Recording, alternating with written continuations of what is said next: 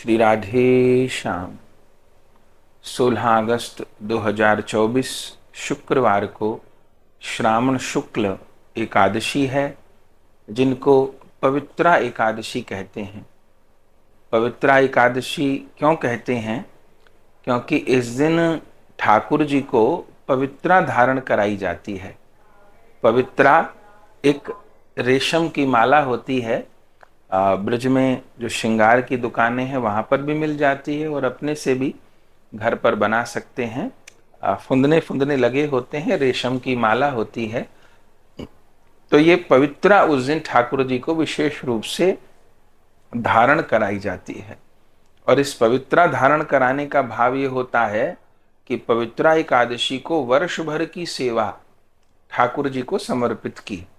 वर्ष भर की सेवा में कोई त्रुटि रह गई तो पवित्रा धारण कराने से वो पूर्ण हो जाती है। श्री रूप गोस्वामी पाद ने पवित्रा ही धारण करवाई पवित्रा एकादशी को, और फिर अगले दिन आप लीला में प्रविष्ट हुए। तो 16 अगस्त को यह पवित्रा एकादशी है, पारण अगले दिन है। तो सब अपने घर में विराजमान ठाकुर जी को पवित्रा धारण कराएं। और इस एकादशी का एक नाम पुत्रता भी है।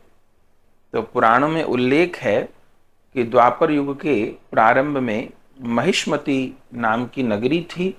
वहाँ पर महिजित नाम के राजा थे, जो बड़े धर्मात्मा थे और बहुत प्रजा का ध्यान रखने वाले थे, पर उनके यहाँ पुत्र नहीं था।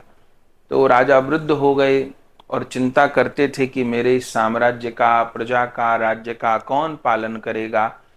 तो उनको दुख होता था कि मैंने तो जीवन में कोई ऐसा कर्म नहीं किया कि मेरे राज्य को संभालने वाला कोई पुत्र ही नहीं है, मेरे पास कोई संतान ही नहीं है। एक बार दुखी हुए और अपने सामंतों को, मंत्रियों को ये उन्होंने बात कही। तो कौन इस बात का जवाब दे? तो मंत्री लोग जंगल में ढूंढने निकले कि कोई महात्मा मिले तो हम उनसे पूछें। तो जंगल में ढूंढते ढूंढते उनको लौमश मुनि मिले, जिनकी बहुत बड़ी आयु है। एक कल्प पूरा होने पर शरीर का एक रोम गिरता है उनका। तो उन लौमश ऋषि जी से मिले वे मंत्री लोग और पूछा कि ऐसे ऐसे हमारे राजा पूछ रहे हैं कि उनके यहाँ संतान क्यों नहीं है, कौन ऐसा उनसे कर्म बना है कि अब इतना बड़ा राज्य बिखर जाएगा, कोई संभालने वाला नहीं है।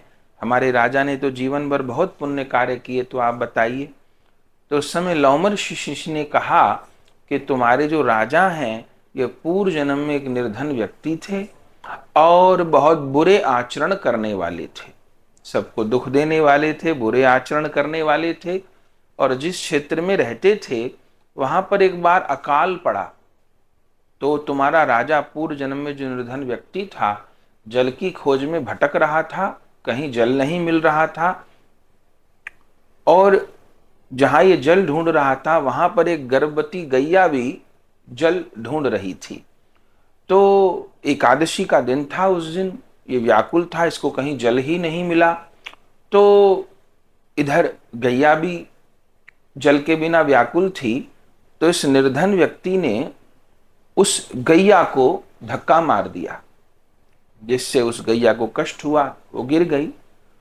और फिर ये जल ढूंढता रहा, इसको मिला ही नहीं 24 घंटे तक जल, और फिर उसके कुछ दिन बाद इसकी मृत्यु हो गई। तो एकादशी को निर्जल रहा, निराहार रहा, उसका परिणाम यह हुआ कि अगले जन्म में राजा बना। लेकिन एकादशी की तिथि में गोमाता को धक्का दिया, गर्भवती गोमाता को कष्ट दिया, उसका परिणाम यह हुआ कि इसको संतान नहीं हुई।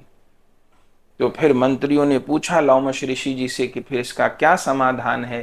तो यही कहा कि जाकर के कहो कि श्रावण मास के शुक्ल पक्ष की एकादशी का निष्ठा पूर्वक व्रत करें।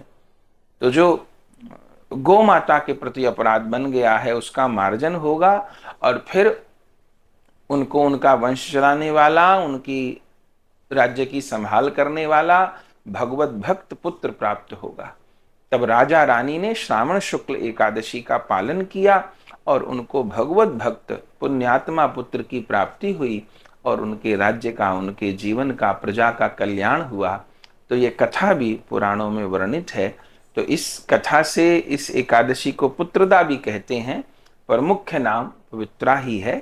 तो सभी लोग उस दिन ठाकुर जी को पवित्रा धारण कराएं और ठाकुर जी का झूलन उत्सव करें। इसका ध्यान रखते हुए एकादशी व्रत का पालन करें। जय जय श्री राधे श्याम।